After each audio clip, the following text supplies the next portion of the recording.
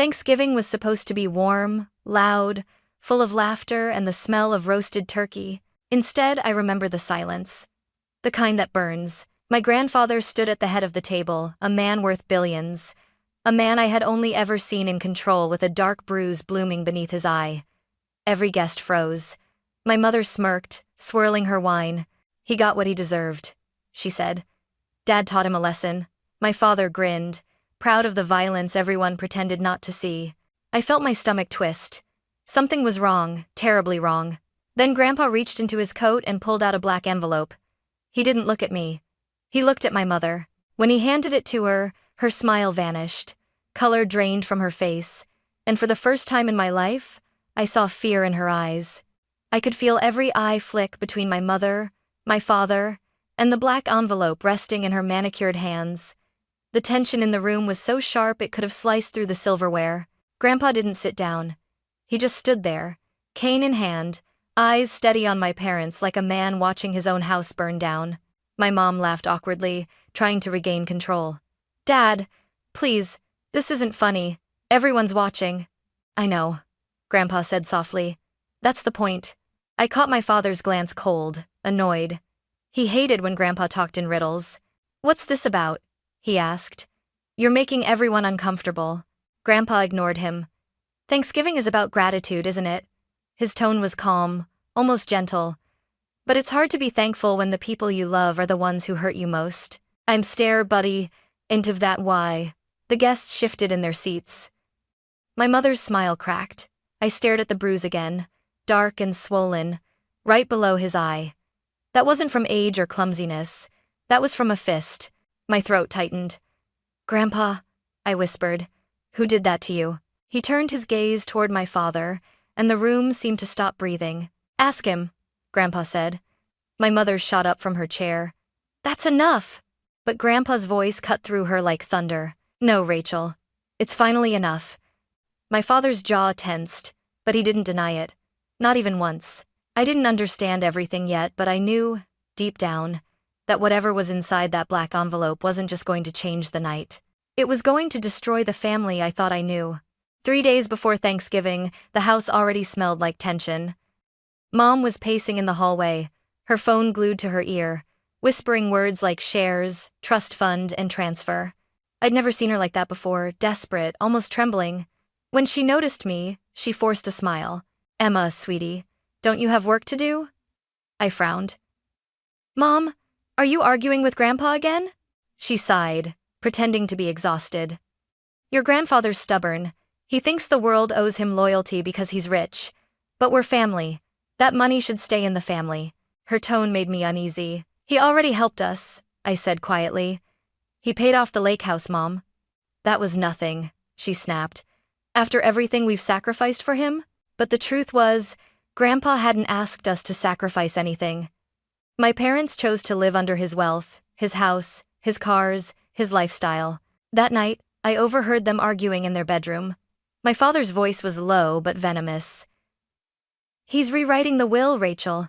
I saw the lawyer's call log. He's cutting us out." "Then we'll make sure he doesn't get the chance," Mom whispered. Those words froze me in the dark hallway. I stood there, heart hammering, realizing this wasn't about family anymore. It was about control. The next morning, Grandpa showed up at breakfast with his usual calm presence, same suit, same silver watch, same half smile. But there was something new in his eyes, something sharper. He looked at my parents and said simply, "I hope you both remember that greed always has a cost." They laughed it off. But by the end of that week, that cost had come due and it left a bruise under his eye that the whole world would see. Back at the dinner table, time felt slower, heavier. The sound of forks scraping plates echoed like thunder in my chest. Grandpa stood still at the head of the table, his bruise dark under the chandelier light. "Before we eat," he said quietly, "there's something I need to give you, Rachel." My mother looked confused, feigning politeness. "Dad, can this wait?" "We have guests." "No," he interrupted. "It's long overdue." He reached inside his coat pocket and pulled out that same black envelope. Thick, glossy, sealed with red wax. It looked more like a weapon than a document. He placed it in front of her plate, the way a judge might place a verdict. "What is this?" she asked, laughing nervously. "A reminder," he said. "For you. And for him." His gaze flicked toward my father. My father leaned back, arms crossed. "You're being dramatic, Henry." Grandpa's eyes didn't move. "I've earned the right to be dramatic after what you did." The words froze the air. I glanced around. The guests looked anywhere but at us. Even the candles seemed to burn quieter. My mother's fingers trembled as she broke the seal and pulled out a folded letter. A flash drive slid out onto the table. She unfolded the paper, her smile fading with each line she read. What is this?" she whispered. Grandpa didn't answer. Her voice rose, sharp now. "You're accusing us? You think we're thieves?" "I don't think," Grandpa said. "I know." He tapped the flash drive. "That's your handwriting, Rachel, and your husband's voice, recorded last Tuesday, outside my study." My father's grin vanished. The color drained from his face. Grandpa continued, calm but lethal. "You tried to take what wasn't yours. So now I'm taking something back." For a second, no one spoke. The only sound was my mother's shaky breathing. "What's on that drive?" I asked softly. Grandpa turned to me. "Proof, Emma. The kind of proof that ends a lie forever." I didn't understand then what he meant, but I saw it in his eyes. He wasn't there to expose them. He was there to end them. And that black envelope was just the beginning. After dinner, the house buzzed with whispers and fake smiles. Guests were pretending to chat, but everyone was waiting for the explosion. It came sooner than expected. Mom slammed the kitchen door behind her. The letter crumpled in her hand. "You really think you can humiliate me in front of everyone?" she hissed.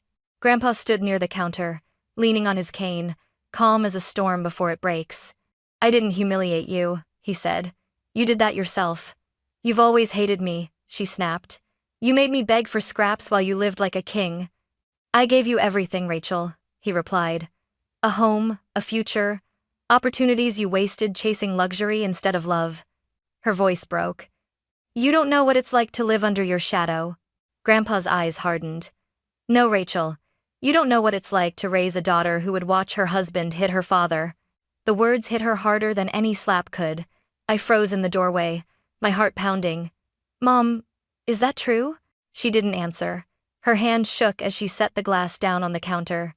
"He provoked us. Stop lying," Grandpa said quietly. "The bruise wasn't an accident. You were both there. Mark hit me when I refused to sign over my companies. You stood by and let him. I felt sick." "Dad did that?" "He said I needed to be taught respect," Grandpa continued. "He said you agreed." My mother's voice cracked. "He was angry. You were pushing him." "I was protecting my life's work," Grandpa shouted, for the first time losing composure. "You wanted to drain it dry." The silence after that felt infinite. I could hear the faint ticking of the grandfather clock, the shallow breaths of three people who no longer recognized one another.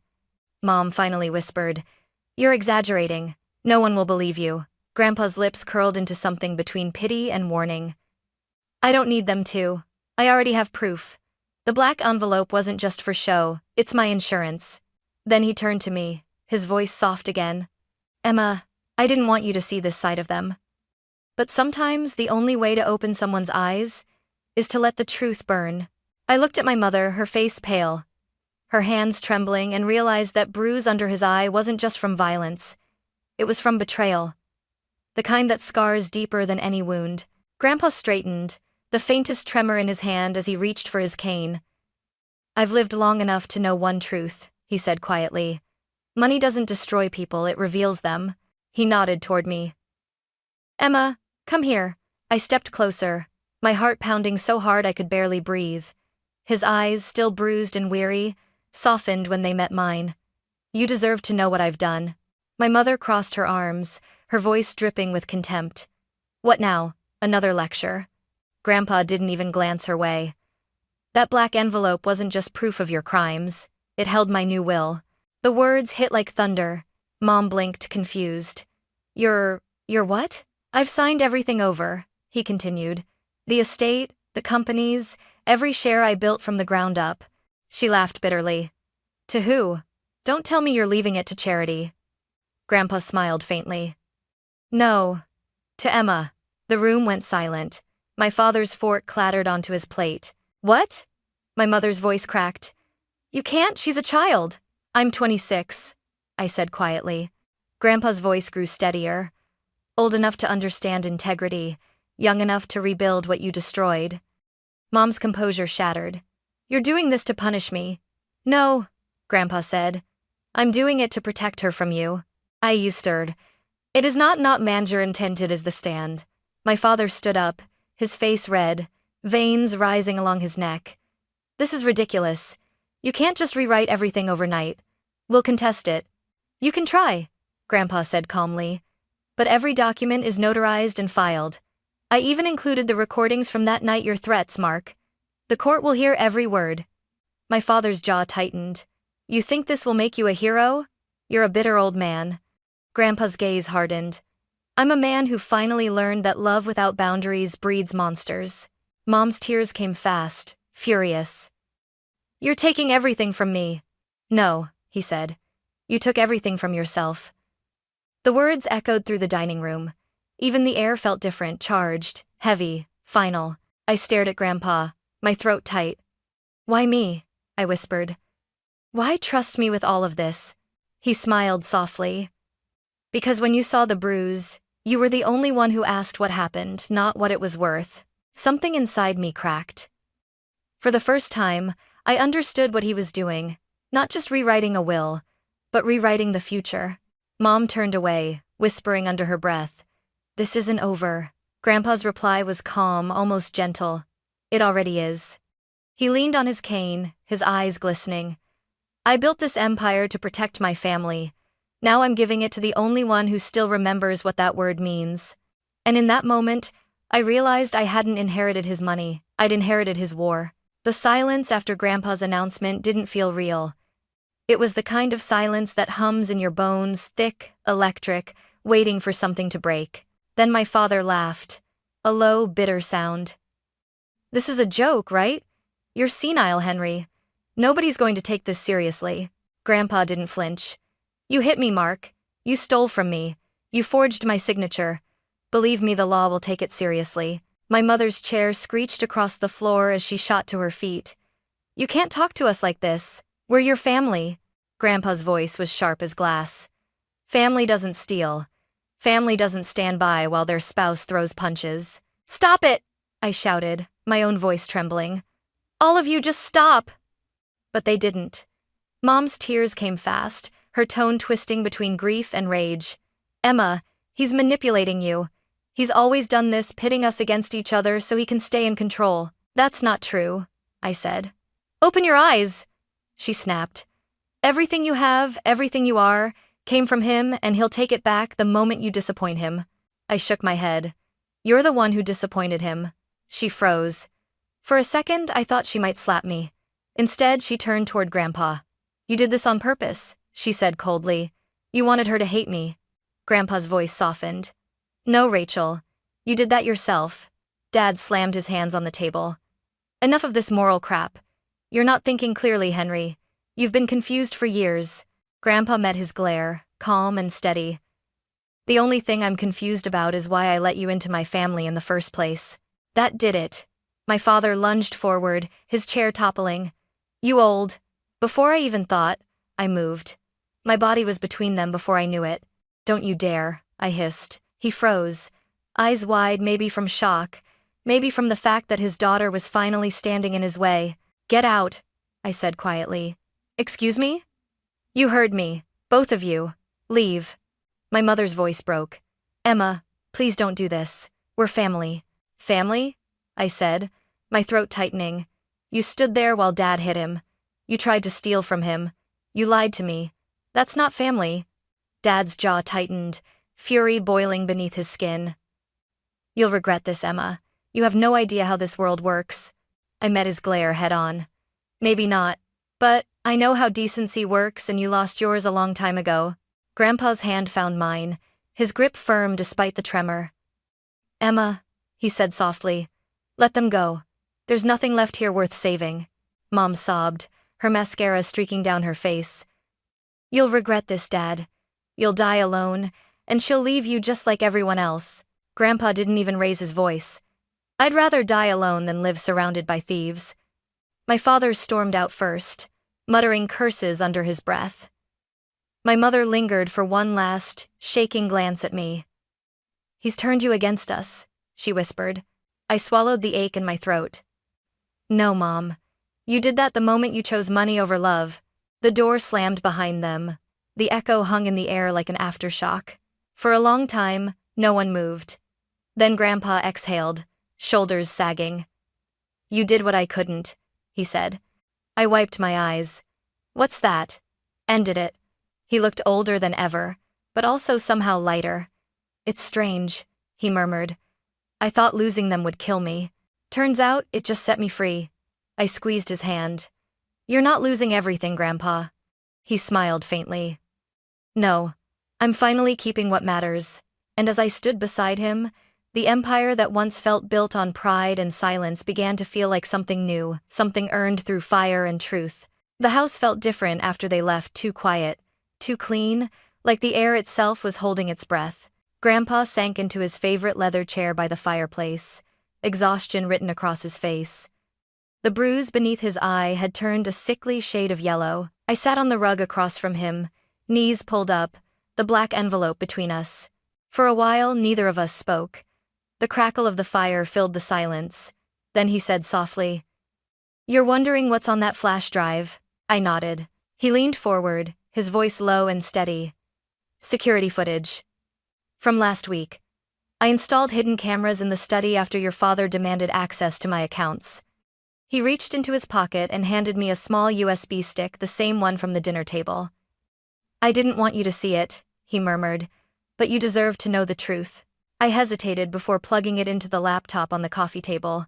The screen flickered to life. At first, all I saw was the study bookshelves, the antique globe, the glow of lamplight. Then, the door burst open.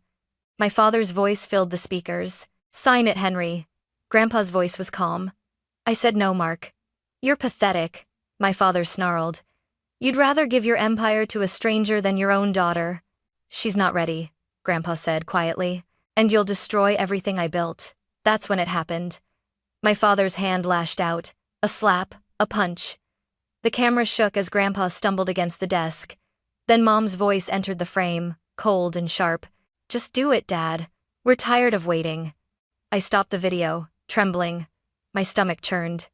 "They actually—" "Yes," Grandpa said simply. "And the bruise you saw at dinner was the price I paid for saying no." My throat tightened. "Why didn't you go to the police?" He smiled sadly. "Because sometimes justice isn't about punishment. It's about exposure. Let them ruin themselves." He leaned back, eyes glinting in the firelight. "I needed them to show their true faces in front of you. And they did." I stared at him, torn between anger and heartbreak. "You recorded everything, changed your will, invited them tonight. You planned this." He nodded. "I've spent my life fixing other people's mistakes. Tonight, I corrected my own." For a moment, the only sound was the fire popping in the hearth. Then I whispered, "What happens now?" Grandpa gave a small, tired smile. "Now? We rebuild. You'll take over the companies slowly. I'll teach you what I know, and you'll teach me how to trust again." I reached for his hand, squeezing gently. "You don't have to do this alone." He looked at me, really looked at me for the first time in years. "Neither do you." Outside, the wind howled through the trees, carrying the last echo of my parents' shouting voices away into the night. And for the first time, the house felt like it belonged to us, not as an empire, but as a beginning. A year later, the same dining room that once echoed with shouting and shame was warm again, filled with laughter, light, and the smell of roasted turkey. This time, there were no raised voices, no black envelopes, no bruises. Grandpa sat at the head of the table, his cane resting beside him, a soft smile lighting up his face. He looked older, yes, but lighter, freer, like the ghosts of last year had finally left him. I stood beside him, helping pour wine into crystal glasses for our guests, his old business partners, our loyal staff, even Mrs. Lane, the housekeeper who'd known me since I was 5. For the first time in forever, it felt like family. Halfway through dinner, a courier arrived at the door with a small envelope. The handwriting on it froze me in place, my mother's. I hesitated before opening it. Inside was a short letter. Emma, I don't expect forgiveness.